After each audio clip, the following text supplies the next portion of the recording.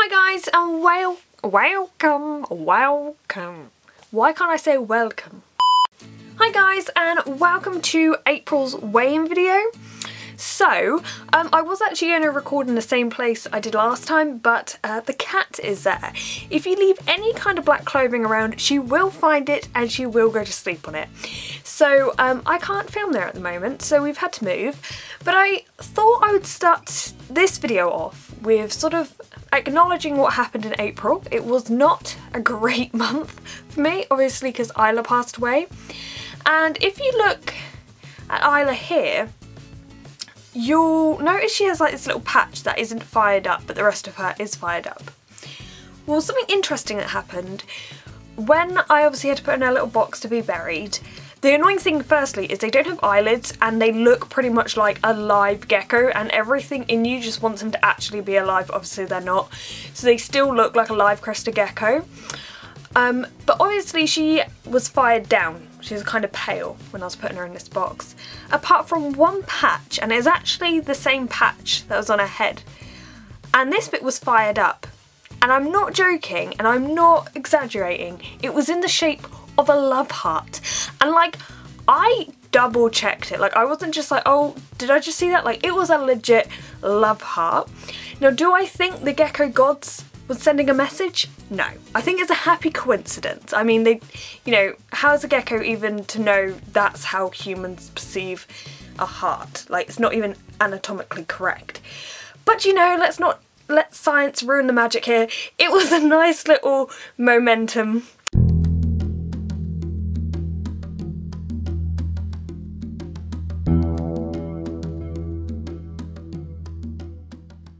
This month, you know, obviously haven't been good for geckos in that sort of way. And even with Gizmo, I mean, it's a good and bad thing, like the egg situation, but I do actually have more news on that. Okay, what I've decided to do is film the geckos in their tank, because if I get them out, my cat actually thinks they're food. So we're just going to do it this way and then I'll weigh them afterwards. So if you don't follow me on Instagram, you might not know this, but Gizmo laid 2 eggs over the weekend. 2 more, 5 days after she laid her previous 2. So that means she's now laid 2 clutches, and as you can probably tell by this picture, there's something wrong with these eggs. What I think's happened is, if you think a leopard gecko will lay a clutch every 2 to 4 weeks, now say we're looking at a time period of 2 weeks, after 5 days from the first clutch, 5 days, she's probably starting to produce a yolk and the egg's starting to form. It obviously hasn't gone through the session of like getting a shell or anything. And that's what she sort of laid. So there was one that was really gooey, it was just yolk, but it had a very thin skin around it, and that actually held it together. And then the other one, it looked like it had scales, like it was really weird, and when I moved it, it sort of broke apart a bit. And to be honest, as long as there's nothing wrong with her, I'm not too concerned. I'm just glad she hasn't wasted any more nutrients and minerals making eggs that are pointless, basically. And obviously my guess was that she will lay 8 eggs this year, and so she's halfway there already. And she is looking rather slim, but I have to say, I love how she hasn't moved at all since I put on this light. Her tail, I don't know how well you can see it, but her tail isn't actually that bad. Like, usually when they're really underweight, you'll notice these little bumps will point backwards and they're pointing out. Is she healthy? No, but she could be worse. So what I'm going to do now, considering she's laid 4 eggs, is I'm going to weigh her. I've decided to actually put the scales in her tank. I don't know why I thought this was a good idea.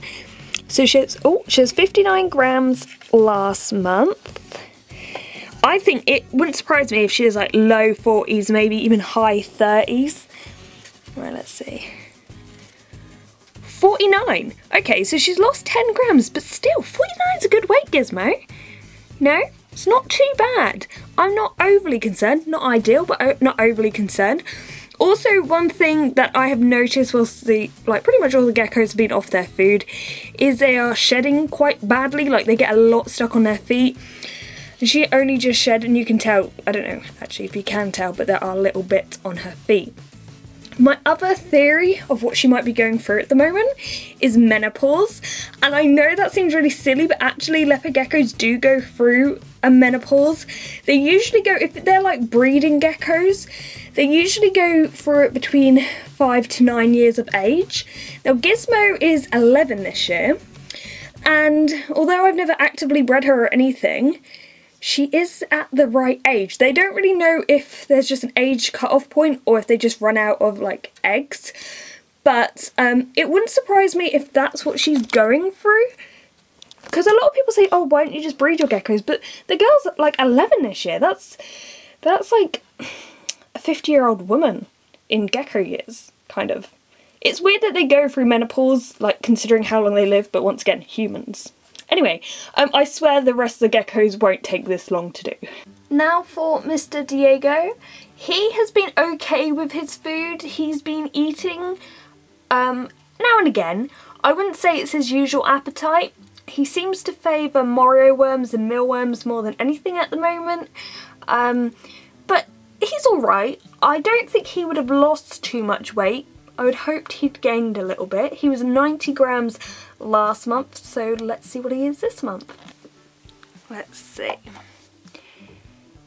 He is 93 grams, so he's actually gained 3 grams. I'm pretty happy with that. That's a great weight anyway, and he looks healthy. He's got a nice chunky tail, so I'm not worried.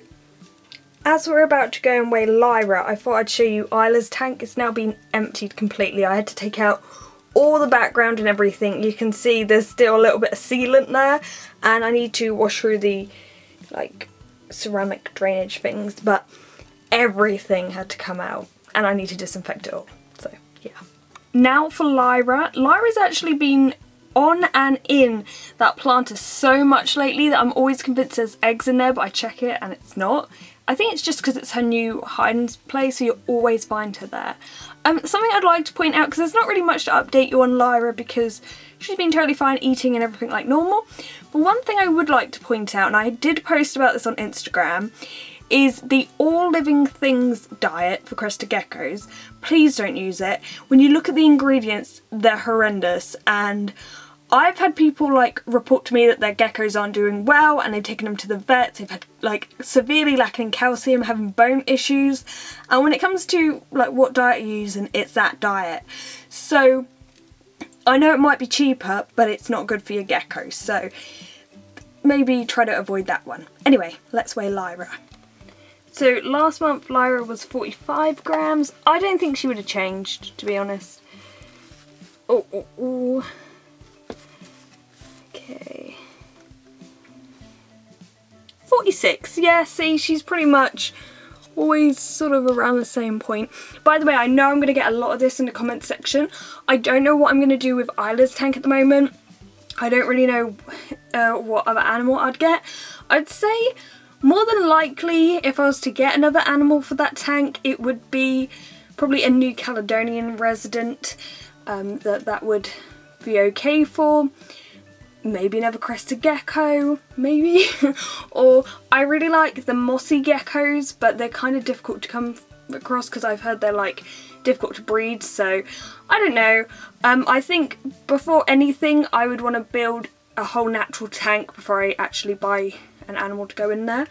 And as you can probably tell by my tadpole videos, I do really love frogs, but the problem is you can't really hold them, and I just love handling my pets, so that would be a shame to have an animal I can hold. So yes. But anyway, Lyra's doing good, so that's all that counts. Moving on. Speaking of natural terrariums and so on, I have 2 pots of Woodlice that need to go.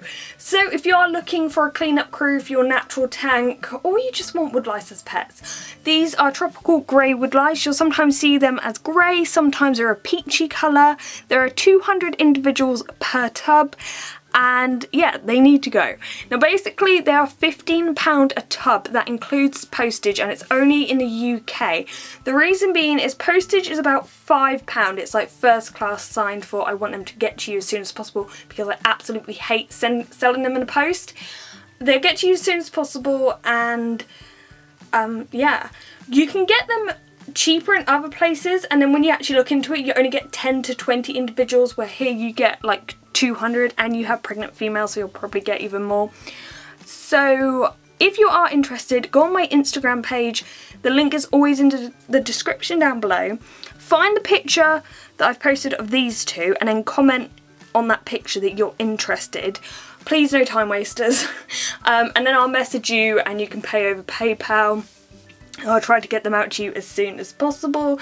But yeah, these Woodlice have been breeding like crazy, because if you look on the side of this tub, this is the one from Custodian Cribs video, all those white specks are baby Woodlice. Like, it's been insane. So I have to, because of the amount they're breeding, I have to move them out.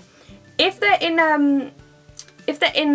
a natural tank, they tend to just die off. If there's not enough room or space, they just die off. Whereas when I'm keeping them in these tubs and I'm constantly feeding them and everything, they keep reproducing. So if you're interested, link below, and please let me know because I need to go. Now on to Ziggy's weights. Ziggy actually, I think, looks fairly healthy considering she laid an egg and is definitely carrying another one. She isn't really eating that much. She did eat a couple Morio worms at one point, but not tons. Let's just see if you can see her egg. You might have been able to see like a pink thing this side. I think that's the egg, but it's hard to tell on camera. Anyway, oh look, Minnie wants to say hello. So I'm just going to weigh Ziggy now. So last month she was 73 grams and she laid an egg 2 days later, and I've just weighed her and she is 69 grams. To be fair, when you hold her she feels pretty, oh she's off, she feels pretty heavy and stuff, so 69 grams is pretty good. Now for Minnie. Minnie is the only female not to lay an egg ever, so I am happy about that. Minnie's actually going to be 10 this year, I think in September, let me just check. Yes, the 10th of September. She's going to be 10 years old. Anyway, her feeding is alright. Like, sometimes she'll be just so into her food and eat constantly, then sometimes she's just totally not interested. So I really don't know which way the weight's going to go. But last month she was 61 grams. I'm hoping she hasn't dropped too much. I just weighed her off camera because honestly there's no room to film here, and she is 57 grams. So she has lost 4 grams, and it's kind of a shame because it's not like she's producing eggs or anything, but it's just sort of keeping up her eating. She may ovulate and she also just stops eating like the other girls, but she never lays anything. So at the end of the day, 57 is alright still, so not ideal but alright. Anyway, I don't know if you can see her, but look who is still in my spot. So this is where I'm going to end it today, guys. Thanks for watching, and goodbye.